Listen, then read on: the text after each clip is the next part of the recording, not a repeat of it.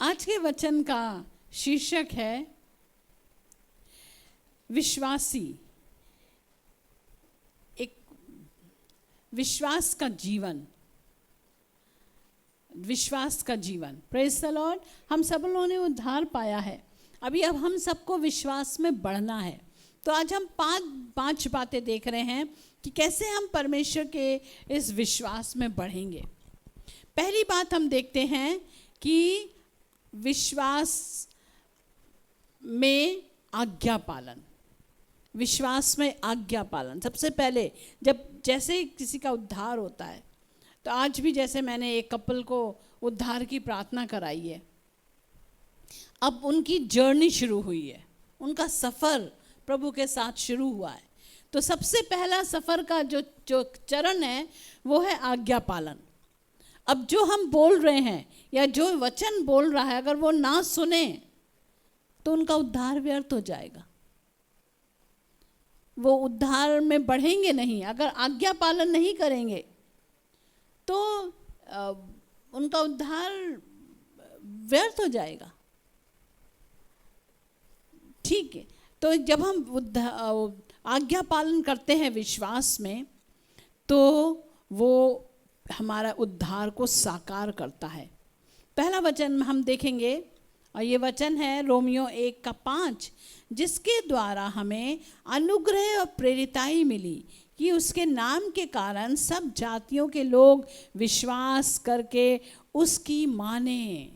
जब हम उद्धार पाते हैं तो प्रभु के कुछ बातें हैं जो हमें मानना पड़ती हैं, प्रभु के कुछ आज्ञाएं हैं जो हमें सुनना पड़ती हैं, और हम वो सुनेंगे तो हमारा उद्धार हम साकार कर पाते हैं, उस उद्धार का आनंद ले पाते हैं। पढ़ेंगे रोमियो 16:26, परंतु अब प्रकट होकर सनातन परमेश्वर की आज्ञा से भविष्यवक्ताओं की पुस्तकों के द्वारा सब जातियों को बताया गया है कि वे विश्वास से आज्ञा मानने वाले हो जाएं। अभी ये वचन आपके पास भी आता है, आज्ञा पालन का वचन। अब कितनी ही बार बोला गया है, जो YouTube पे वचन आते हैं सुनिए। अब आज्ञा पालन अगर नहीं है तो आप कमज़ोर विश्वासी रहेंगे। शनिवार की अब आराधना सभा शुरू हुई है, आइए। अगर नहीं आएंगे तो नुकसान आप ही का होगा, आप प्रभु में उतना बढ़ नहीं पाएंगे। इसीलिए जो भी आज्ञा आएगी वो सुनना है और उस आज्ञा पालन करना है। देखिए याकूब 2:17। और मैं एक और बात बताना चाहती हूँ, जो बहनों ने कल इसको पूरा दिन अटेंड किया, आज उनके चेहरों पे अलग ही ग्लो था। मैंने बोला भी, मेरे सिस्टर अलग ग्लो दिखाई दे रहा है चेहरे पे, प्रभु का नूर दिख रहा है। हालेलुया। देखो घर में हम रहते हैं ना, तो घर में हम 1-2 घंटा 1.5 घंटा दे पाते हैं, क्योंकि बहुत सारे काम लगे रहते हैं। कभी ये हो रहा है, वो हो रहा है, बहुत सारे लोग हैं, जितने परिवार के सदस्य हैं उनकी जिम्मेदारियां हैं, बहुत सारे काम होते हैं। आप एकदम अपने को कमरा बंद करके बैठ नहीं सकते आप सारा दिन। फोन लेके तो जरूर बैठ सकते हैं, लेकिन प्रार्थना करने के लिए बैठ नहीं सकते। सब्जी चलाओ, सब्जी चढ़ाओ, आज क्या बनेगा, आज क्या उतरेगा, वगैरह वगैरह, बहुत सारे काम। तो कभी कोई मेहमान आ रहा है, तो कभी कुछ हो रहा है, तो कभी कहीं जाना है, 50 काम लगे। लेकिन जब आप यहाँ आते हैं ना, तो वो सब काम पीछे छूट जाते हैं। ये मेरा एक्सपीरियंस है। इसीलिए मैं यहाँ पे प्रार्थना करना ज़्यादा पसंद करती हूँ। फिर यहाँ पे कोई डिस्ट्रैक्शन नहीं है, कोई आपसे कुछ कहेगा नहीं और आपको किसी की सुनना नहीं, आप और आपका परमेश्वर। इसीलिए सैटरडे का दिन ज़रूर दीजिए और प्रभु आपको सहायता करे, आप आएँ। याकूब 2:17 यहाँ लिखा है, वैसे ही विश्वास भी यदि कर्म सहित ना हो तो अपने स्वभाव में मरा हुआ है। हमने प्रार्थना करी, प्रभु यीशु तू मेरे दिल में आ, और घर बैठ गए, और ना तो प्रभु के लिए, ना प्रभु के भवन में जा रहे हैं, ना तो वचन पढ़ रहे हैं, ना तो प्रार्थना कर रहे हैं। तो ऐसा उद्धार से कुछ फ़ायदा होगा? नहीं होगा। उससे आपको कुछ मिलेगा भी नहीं, कोई आशीष भी नहीं मिलेगी।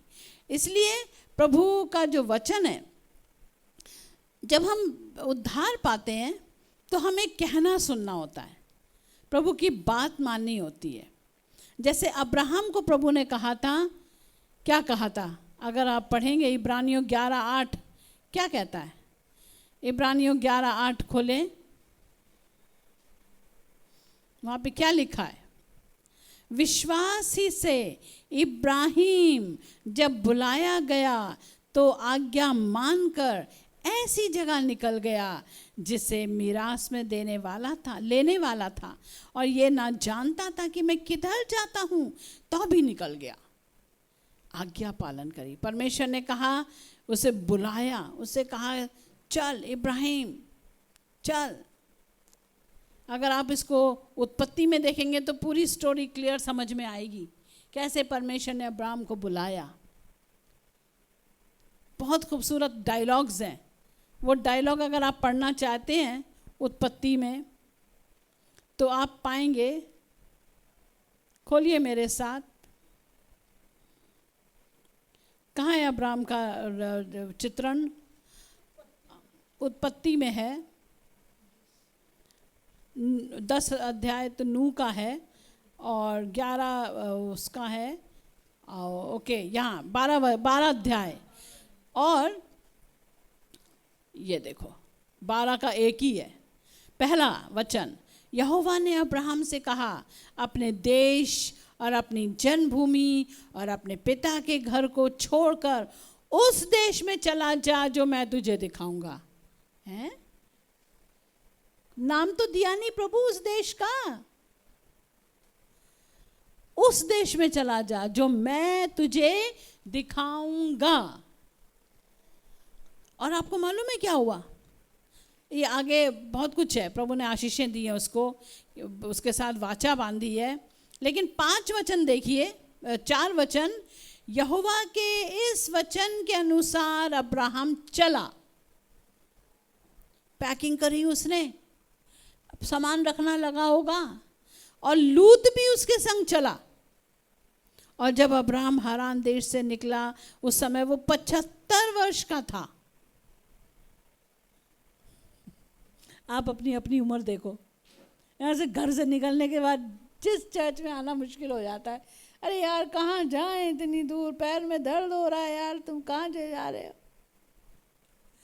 ये कह रहे 75 वर्ष का था वो, और उसको एड्रेस भी नहीं मालूम है, कोई जगह का नाम नहीं दिया प्रभु ने। बस प्रभु कह रहा है चल, अपने पिता के घर को छोड़कर, उस देश को छोड़कर उस देश में चला जा। प्रभु कहता है जो मैं तुझे दिखाऊंगा। कितना बड़ा आज्ञा पालन है, माय गुडनेस। इसीलिए अब्राहम को बोला गया है फादर ऑफ फेथ, विश्वासियों का पिता।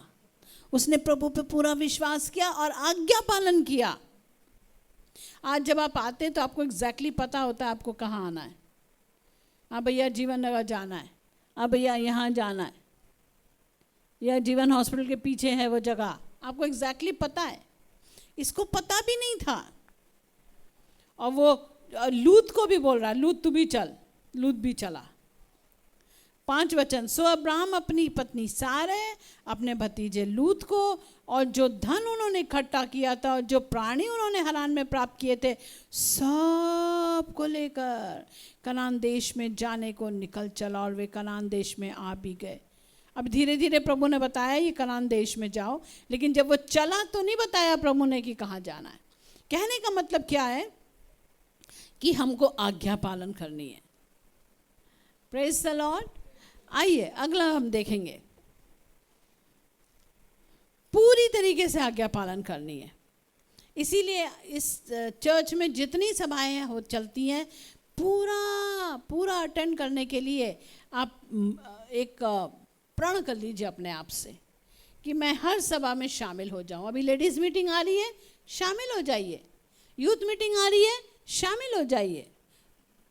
पुरुषों की सभा आ रही है, शामिल हो जाइए। ये हमारी नौकरी चाकरी दुय्यम दर्जा है, उसका सेकेंडरी थिंग है वो।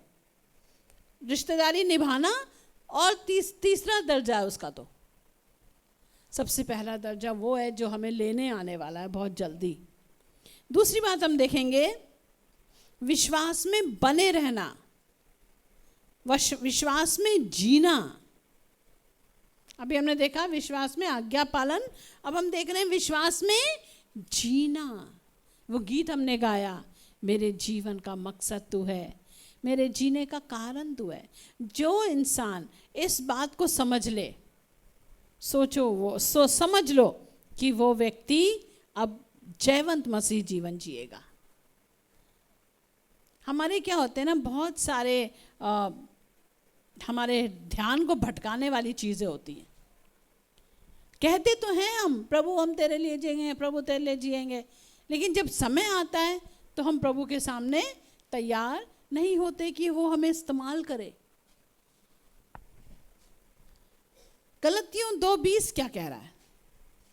गलतियों 2:20 कहता है, मैं मसीह के साथ क्रूस पे चढ़ाया गया हूं और अब मैं जीवित ना रहा पर मसीह मुझ में जीवित है, और मैं शरीर में अब जो जीवित हूं तो केवल उस विश्वास से जीवित हूं जो परमेश्वर के पुत्र पर है, जिसने मुझसे प्रेम किया और मेरे लिए अपने आप को दे दिया। हालेलुया। अभी मेरे अपने सपने नहीं, मेरी अपनी आकांक्षाएं नहीं, मेरे अपनी बातें नहीं, अभी मेरा जीवन का मकसद यीशु मसीह है। अब मैं जीवित ना रहा पर मसीह मुझ में जीवित है। अब जो कुछ मैं करूँगा प्रभु यीशु मसीह के लिए करूँगा। मेरा उठना बैठना, चलना फिरना, बातचीत करना, लोगों से मिलना और अपनी दोस्तियां करना, उन्हीं लोगों के साथ होना जो यीशु को प्यार करते। डिस्टेंस मेंटेन करना है। जो लोग प्रभु के पास नहीं है उनसे डिस्टेंस। आपकी रिश्तेदारी मैं नहीं कह रही तोड़ दो, ज़रूर करो, लेकिन उसका एक हद है, लिमिट्स है, लिमिट्स।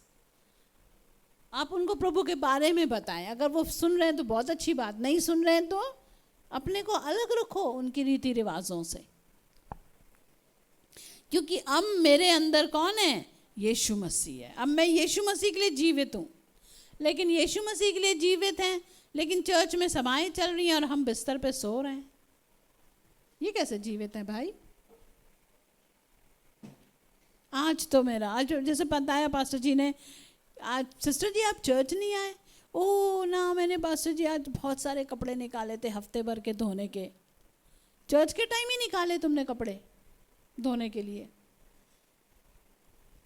चर्च के टाइम कोई घर का काम नहीं, बोलिए चर्च के टाइम कोई घर का काम नहीं करना। हाँ जी, अपने आप से बोल रहे हैं आप। ये आपको देखना पड़ेगा। घर के झाड़ू पोछा बर्तन खाना पीना सब होता रहेगा।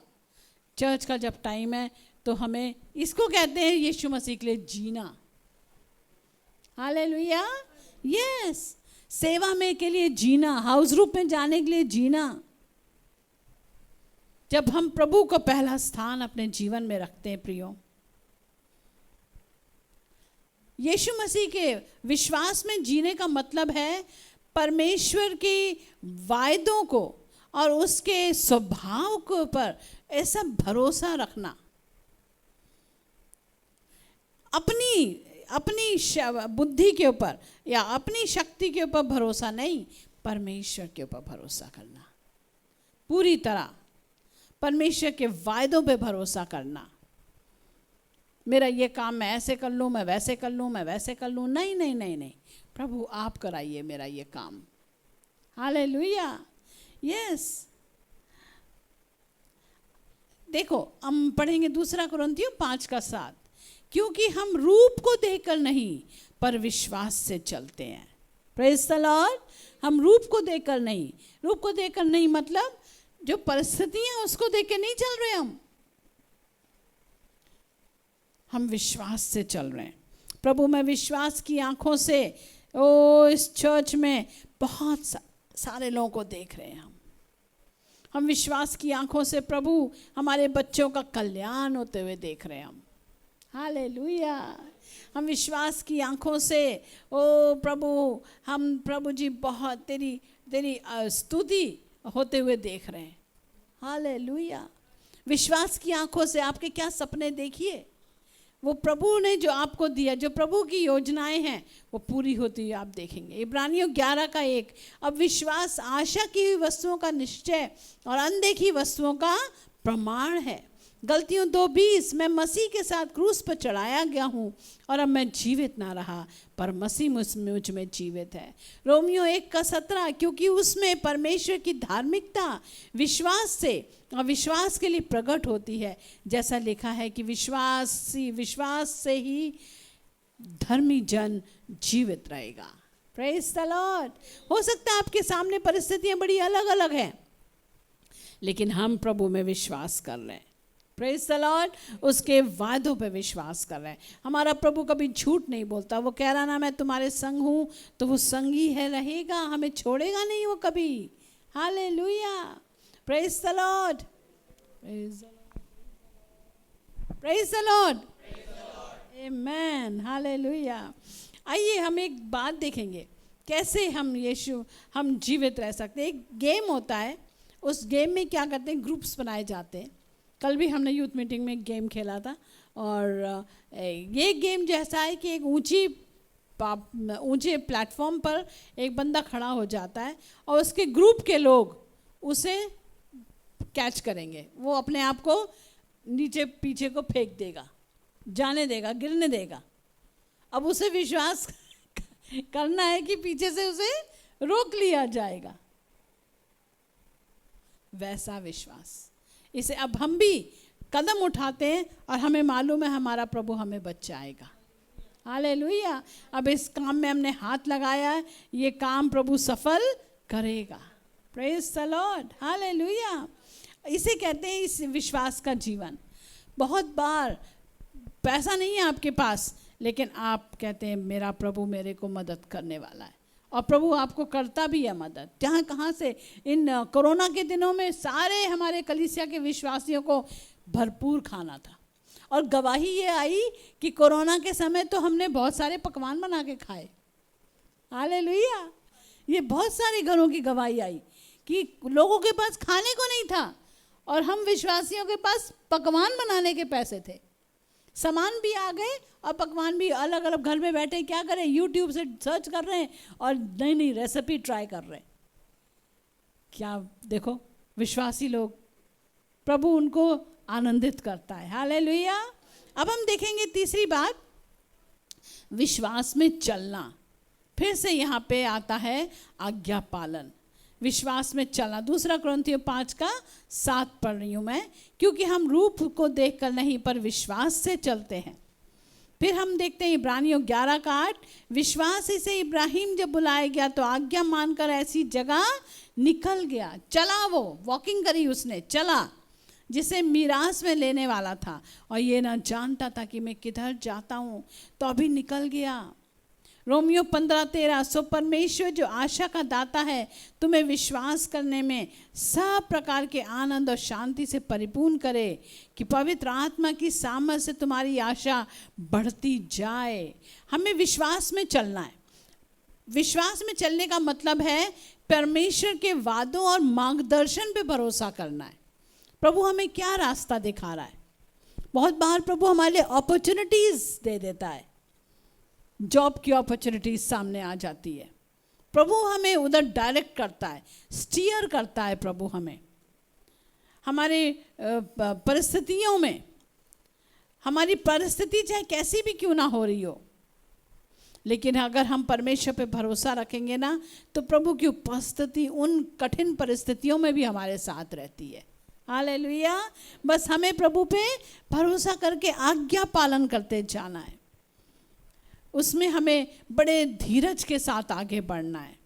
अपनी इच्छा शक्ति को नहीं लगाना है कि नहीं मेरा मूड ऐसा कर रहा है, मुझे ऐसा नहीं करना, मुझे वैसा नहीं करना। नहीं, आपको प्रभु दे रहा है अपॉर्चुनिटीज, आपको प्रभु दे रहा है मार्गदर्शन, आप फॉलो करें उसको।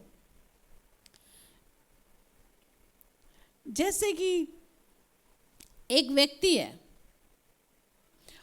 व्यक्ति क्या बताएं, हम इलायचीपुर जाया करते थे चर्च लेने के लिए सर्दियों के दिनों में, और भाई वहाँ पर अभी तो बहुत ज़बरदस्त रोड्स बन गई हैं, उस समय पतली सी रोड होती थी, उसी पे सारे ट्रक जाते थे। और वो भी वैसे आगरा अलीगढ़ जाने वाली रोड है वो, फिर भी वो बड़ी अच्छी तरह बनी नहीं थी। जो पुराने लोग हैं वो जानते हैं कितनी सकरी रोड हुआ करती थी। लेकिन उसके ऊपर बाप रे बहुत कोहरा होता था सर्दी के दिनों में, जनवरी वगैरह में। उस कोहरे में हमारी गाड़ी चल रही होती थी, हमको आगे कुछ दिख नहीं रहा है, हमारी गाड़ी चल रही है उस कोहरे पे, उस पतली सी सड़क पे। प्रभु प्रभु करके प्रार्थना करते करते उस रोड को हम पार कर रहे होते थे। और जब हम सुबह जैसे जा रहे हैं, बहुत कोहरा है, बहुत कोहरा है, हमारी गाड़ी चली जा रही है। फिर दोपहर में निकले तो भी कोहरा है, बहुत बहुत कोहरा। इतना कोहरा मैंने देखा नहीं। मतलब ऐसा हो गया कि वो अक्षरधाम के सामने से हमको जाके उधर से जाके लक्ष्मीनगर की तरफ से मुड़ना होता है, तब यू टर्न, क्योंकि इधर से टर्न नहीं है अक्षरधाम पे, उधर मुड़ना होता है। लेकिन इतना कोहरा था कि हमको दिखाई नहीं दिया और हम एकदम सीधा ऊपर नोएडा की तरफ निकल गए उस फ्लाईओवर पे चढ़ के। इतना कोहरा, ज़बरदस्त कोहरा था। लेकिन जब कोहरा छट गया तो देखा कि वहाँ पे हमारे इलायचीपुर की पुस्ता के साइड वहाँ पे गड्ढा था और एक ट्रक उल्टा पड़ा था। देखो, विश्वास से चलना, हम प्रभु के ऊपर विश्वास करके, प्रभु आप कोई हानि होने नहीं देंगे, और हमने अपनी गाड़ी चलाते रहे। और प्रभु ने उस ज़बरदस्त कोहरे में भी प्रभु ने हमारी रक्षा करी। हालेलुया। यस, तो हम अपने जीवन में भी वैसे ही चलेंगे, आज्ञा पालन करते जाएंगे और हम एक चलते जाएंगे प्रभु पे विश्वास करते हुए। अगली बात हम देखेंगे, विश्वास में प्रार्थना करना। विश्वास में प्रार्थना करने का मतलब क्या है? याकूब 5:15 पढ़ रहे हैं हम। और विश्वास की प्रार्थना के द्वारा रोगी बच जाएगा।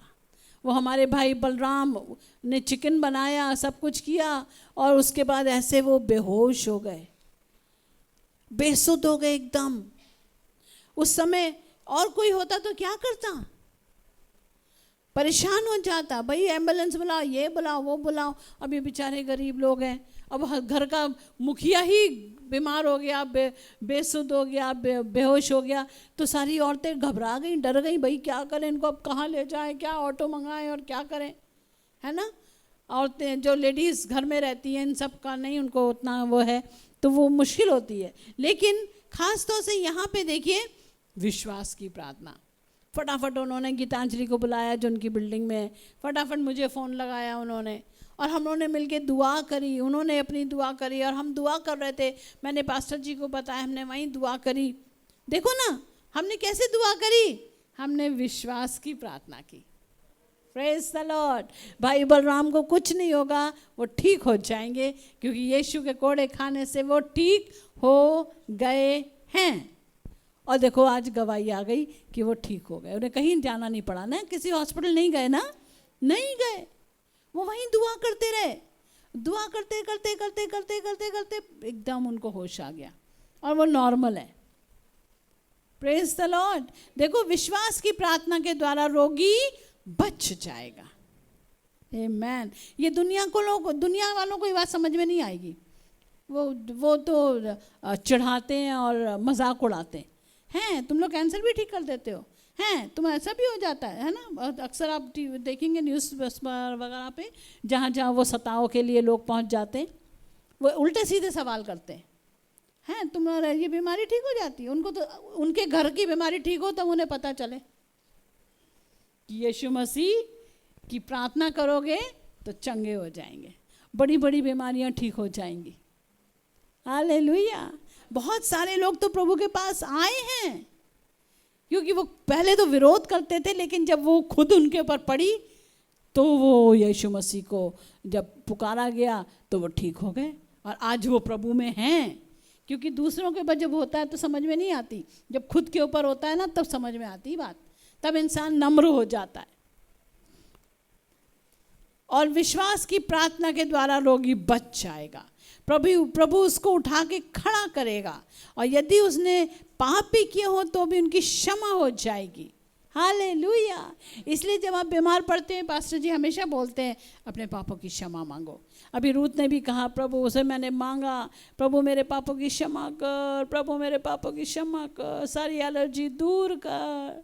अभी उसकी ये कंडीशन पता नहीं कितने समय रहती, लेकिन क्योंकि उसने प्रभु से विश्वास की प्रार्थना करी, पापों की क्षमा मांगी, प्रभु ने उसे ठीक कर दिया। हालेलुया। बहुत सीरियस कंडीशन थी, अगर हॉस्पिटल जाती तो एडमिट हो जाती, लेकिन प्रभु ने घर में ही ठीक कर दिया। हमारे बहुत सारे हॉस्पिटल के खर्चे बच जाते हैं हम विश्वास की प्रार्थना के कारण। मरकुस 11:22, ये यीशु मसीह अपने मुंह से कहते हैं। यीशु ने उसको उत्तर दिया कि परमेश्वर पर विश्वास रखो, मैं तुमसे सच कहता हूँ कि जो कोई इस पहाड़ से कहे कि तू खड़ जा और समुद्र में जा पड़, और अपने मन में संदेह ना करे वरन प्रतीति करे कि जो कहता हूँ वो हो जाएगा, तो उसके लिए वही होगा। इसलिए मैं तुमसे कहता हूँ कि जो कुछ तुम प्रार्थना करके मांगो तो प्रतीति कर लो कि तुम्हें मिल गया और तुम्हारे लिए हो जाएगा। Hallelujah, praise the Lord.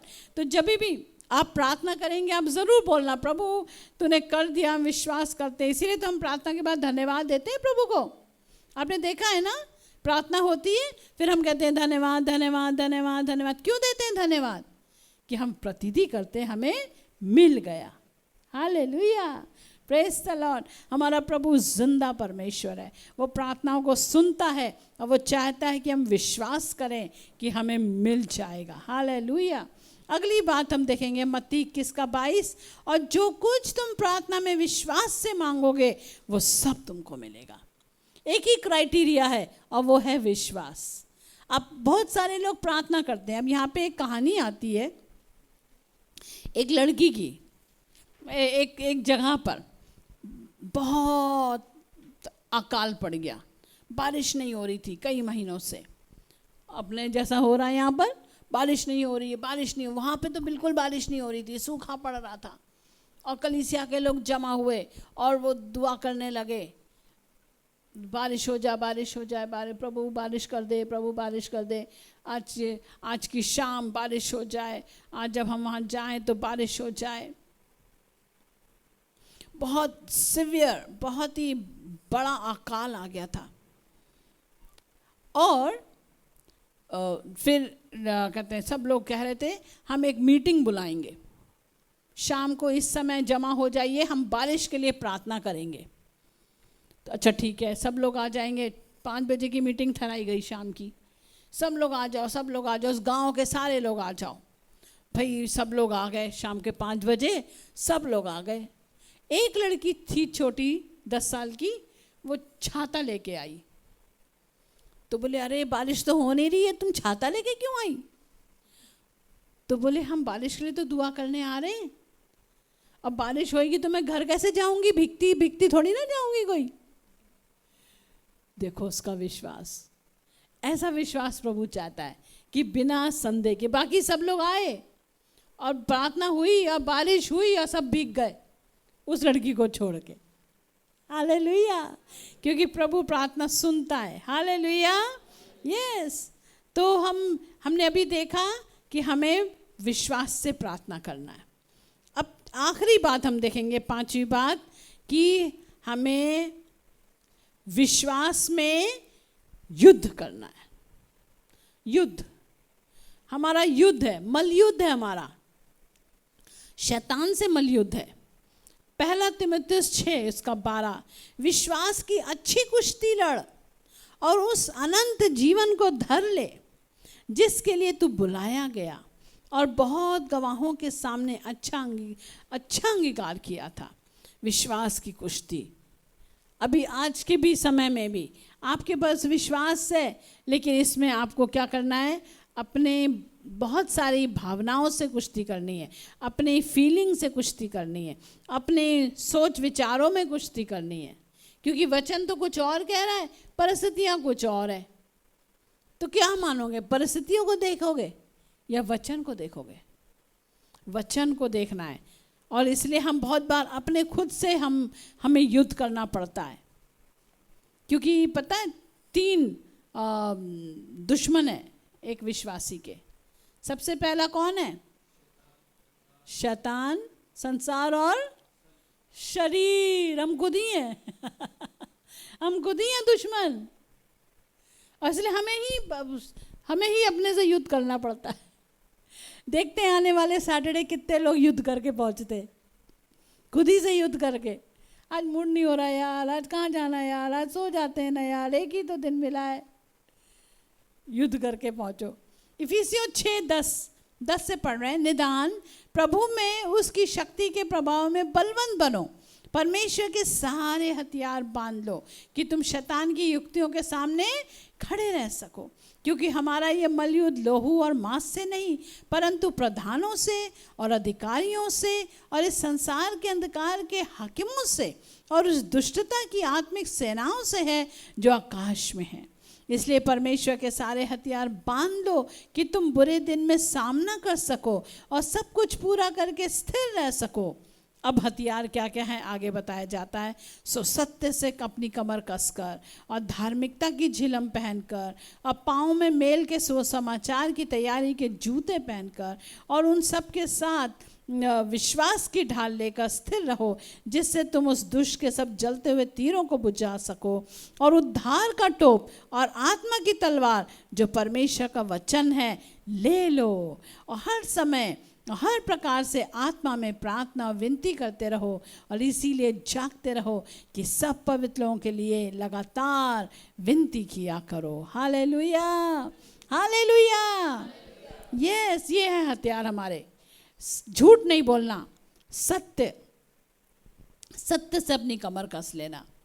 झूठ नहीं बोलना, चाहे कोई परिस्थिति क्यों ना आ जाए, कभी झूठ नहीं बोलना। आजकल झूठ इतना नॉर्मल हो गया है, आज सारी गंदी बातें नॉर्मलाइज की जा रही हैं। झूठ नहीं बोलना है, धार्मिकता की झिलम पहनना है। परमेश्वर ने हमें धार्मिकता की जो चद्दर उड़ाई है ना, वो झिलम की तरह है। झिलम कहाँ होता है? Breast plate. झिलम मतलब ब्रेस्ट प्लेट। ब्रेस्ट प्लेट कहाँ पहना जाता है? छाती ढकी रहे, ताकि दिल के ऊपर तीर ना लगे। जो तीर आएंगे तो दिल पे लगते हैं और वो इंसान मर जाता है। लेकिन प्रभु ने कहा है धार्मिकता की झिलम। कोई भी तीर, शैतानी तीर आके आपके दिल को, आपके विचारों को, आपके मन को परेशान करने ना पाए। पाँव में मेल के, अब देखो जो सोल्जर्स होते हैं वो बूट्स पहनते हैं, जूते होते हैं उनके। प्रभु कहता है मेल के सुसमाचार के जूते पहनना है, विश्वास की ढाल लेना है। अब ये ढाल है हमारे हाथ में। कोई भी तीर आएगा अविश्वास का, आपके पास विश्वास की ढाल है। कोई भी अंधविश्वास का तीर आएगा, विश्वास की ढाल है ना।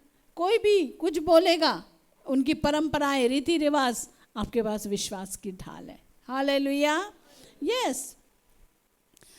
तो और हमारे हाथ में तलवार है, उद्धार का टोप हमने पहना है, और आत्मा की तलवार लेना है हाथ में, जो परमेश्वर का वचन है। सिर्फ पकड़े नहीं रहना है, उसे पढ़ना भी है। नया नियम पढ़ना है, नया नियम पढ़ो, पुराना नियम पढ़ो। नए विश्वासी नया नियम बहुत ज़्यादा पढ़ें। यहाँ पे 2 तीमुथियुस 4:7 में पौलुस कुछ कहता है।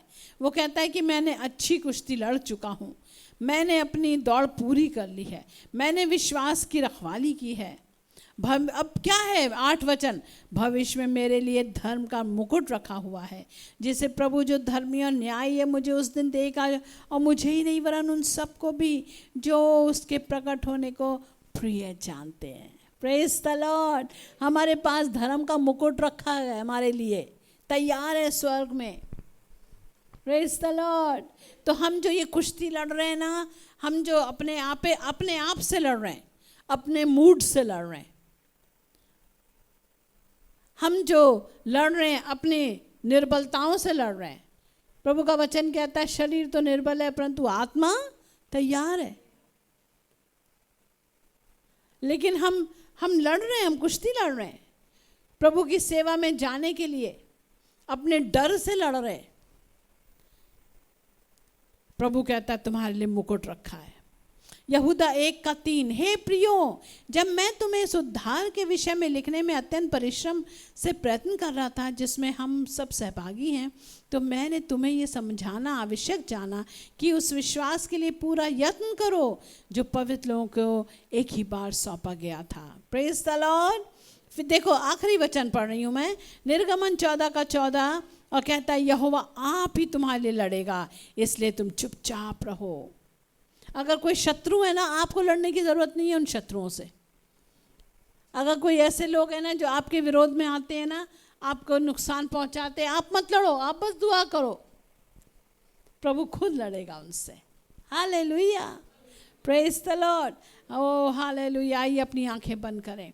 प्रभु का वचन कहता है विश्वासियों बलवंत हो जाओ, विश्वासियों आज्ञा पालन करो, ओ विश्वासियों विश्वास में बने रहो, विश्वास में जियो। ओ प्रभु कहता है विश्वासियों तुम विश्वास में चलो।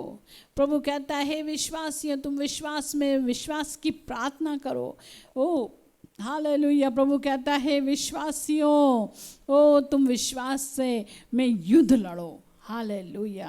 ओ प्रभु सहायता कर, हर एक जन अपने लिए प्रार्थना करे। प्रभु मेरा विश्वास में मुझे दृढ़ कर प्रभु जी। ओ हालेलुया। ओ राजा दया कर, मैं विश्वास में बहुत कमज़ोर हूँ प्रभु। जब समय आता है कि मैं आज्ञा पालन करूँ तो मुझे आज्ञा पालन नहीं कर पाता या नहीं कर पाती, मुझे क्षमा कर, मुझे शुद्ध कर, मुझे पवित्र कर। मुझे तेरे लिए जीना है प्रभु जी, मुझे अपने लिए नहीं जीना प्रभु, अपनी ख्याली खुशहाली के लिए नहीं जीना प्रभु जी, मुझे तेरे लिए जीना है। क्योंकि जब मैंने उद्धार पाया तो प्रभु का वचन कहता है मैं जीवित ना रहा वरन मसीह मुझ में जीवित है। ओ प्रभु यीशु, अब मैं वो काम करूं जो मसीह करेगा। मसीह हमेशा प्रभु के मंदिर में जाया करता था, हमेशा जाता था।